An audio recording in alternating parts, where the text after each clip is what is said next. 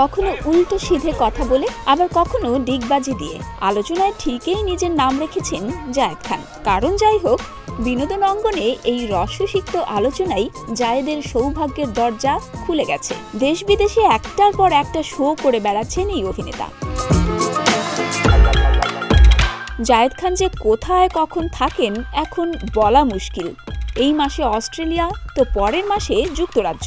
গত এক বছরে জায়েদ মালয়েশিয়া, সিঙ্গাপুর, দুবাই, যুক্তরাষ্ট্র, অস্ট্রেলিয়া সহ প্রায় 10টি দেশে শো করতে গিয়েছেন। অনেকেই মজা করে বলছেন ডিগবাজি দিয়েই এদেশ ওদেশ করছেন জায়েদ।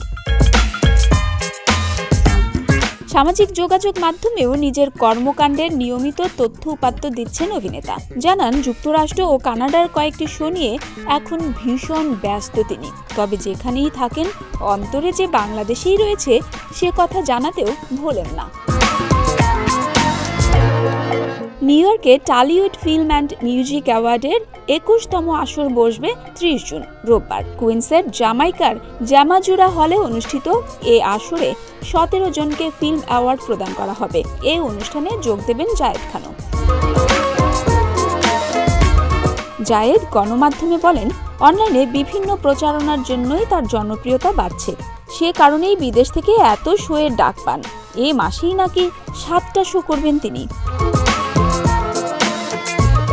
দুবাইয়ে ডিগবাজি দিতে গিয়ে কোমরে আঘাত পেয়েছিলেন জায়েদ। এখন কেমন আছেন? গণমাধ্যমে তিনি জানান, চিকিৎসকের পরামর্শে এখন অনেকটা ভালো আছেন।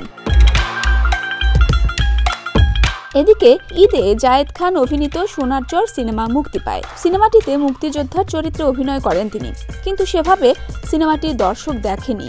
বর্তমানে বিদেশের মঞ্চে নেচে গিয়ে আর ডিগবাজি দিয়েই ব্যস্ত সময় পার করছেন জায়েদ খান। হৈমন্তী শুক্লা, প্রতিদিনের বাংলাদেশ।